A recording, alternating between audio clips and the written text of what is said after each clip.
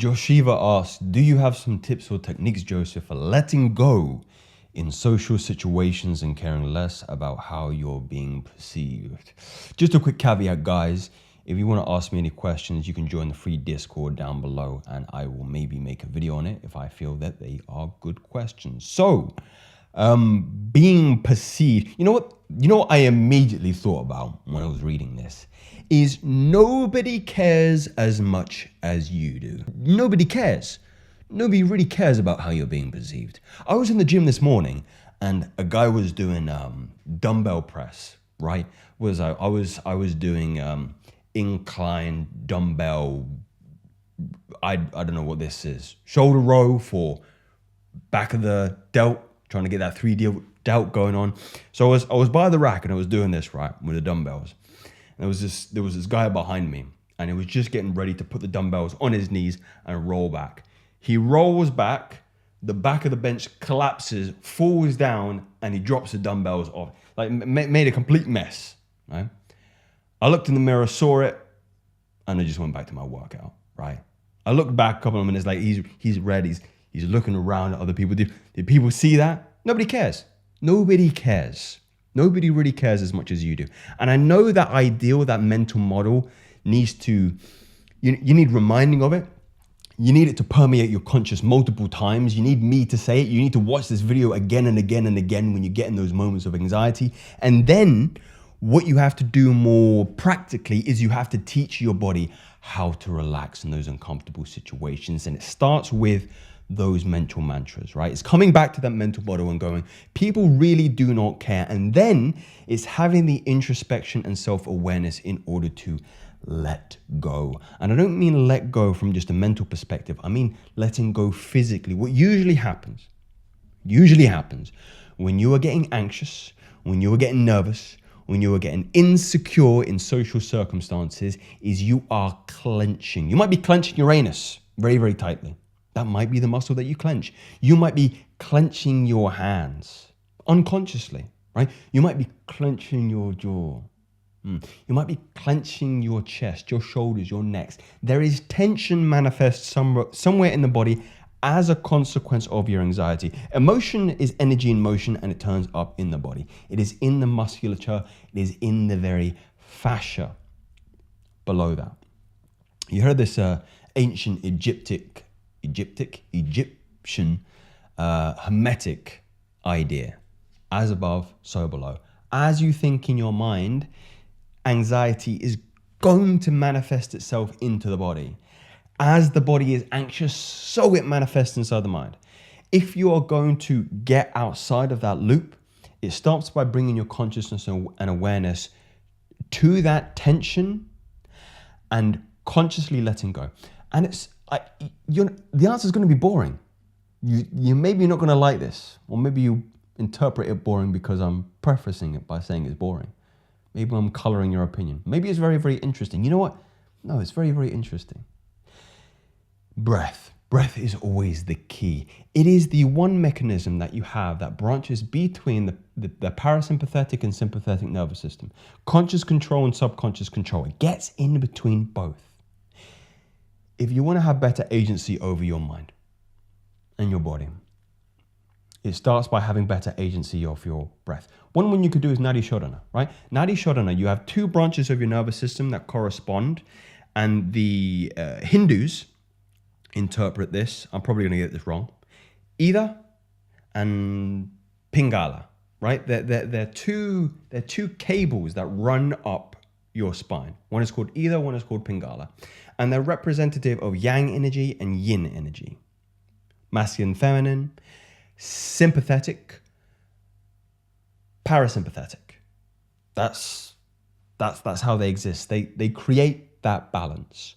Throughout the day, you don't realize this, but you change what nostril you prioritize and essentially breathe out. Depending on what nose, depends on what branch of your nervous system is activated.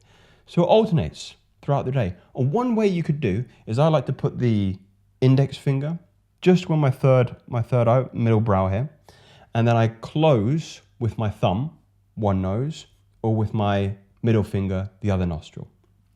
And you will notice if you do this now, one side will be blocked. This is quite awkward to do in public, but hey, if you wanted a coping mechanism, I mean, I've got some other breathing techniques, but this is a good one. Finger here, and then I'm holding here. You can't see. Left side is open. Breathing through the left nostril. And then I switch here, close. Making sure some boogers don't fly out there. But you can see how it's much more challenging for me to breathe out the right side. When you can breathe through both sides evenly, and you do this by alternating, you are in equilibrium. You are in balance. That's one breathing mechanism you could do. Another breathing mechanism you could do would be box breathing. That one's very, very popular. That's with the soldiers. That's when they need to calm themselves in very, very stressful situations, which is simply an inhale for 4, hold for 4, exhale for 4, hold for 4. So it's a box, right? You can extend this even more. I do 8 and 8. That's kind of more like Tumo vase breathing. Esoteric, maybe we'll put that to the side for now. Or you could perhaps do another very interesting one that has just escaped me, would be what Huberman suggested, which is double inhales and long exhale incurs parasympathetic nervous system response. So,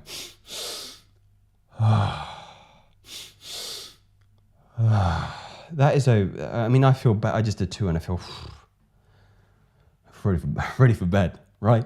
It calms the nervous system down. It flushes out all of that cortisol and adrenaline in your blood that's causing you to be anxious.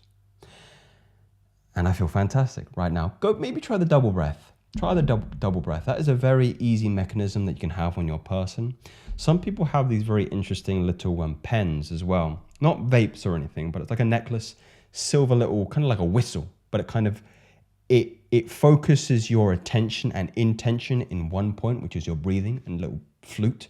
Makes no sound, but it's, you see people breathing through it, and it acts as kind of like a talisman for your breath and gets you to focus in one area, because when you're anxious, your attention is sporadic. Your energy is in different areas, and here you focus.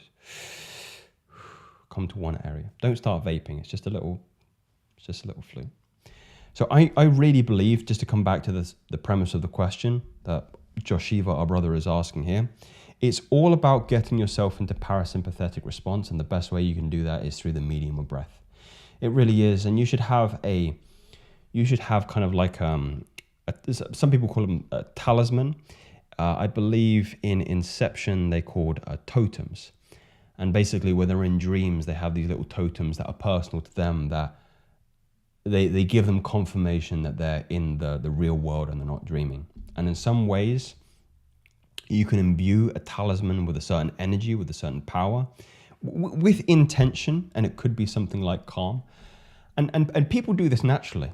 Like, for example, you can tell if somebody's anxious because maybe they're holding their necklace and they're doing this. You've seen this kind of behavior before, right? And it's because they're trying to channel this nervous energy, which is movement, bioelectrical energy, into a singular movement. Because otherwise, they might even be pacing. Like, you've seen this before, haven't you? Just rolling the necklace through the hands and pacing as well. It's anxious, it's nervous energy. You can see in that body language there. And maybe you have something in your pocket. Maybe it's I don't like fidget spinners, but it's something to kind of do physically. Kind of like a micro, interesting terminology to phrase this, like a micro catharsis, right? Like a micro movement that is allowing you to bleed that nervous energy out in some form. And you might do that by slightly fidgeting. Some people bite their nails. I bite my nails. Maybe that's what I do when I'm anxious. Yeah. And it's just about finding what you do and maybe be a little bit more tactable about the intention of how you mitigate that anxiety. Guys, if you like these Q&A videos, very raw, unscripted, just came up with that on the spot, but I believe there is a ton of value in them. Please let me know in the comments and what you do for your anxiety. That would be very, very valuable to hear. These are not theories, these are facts. Speak soon.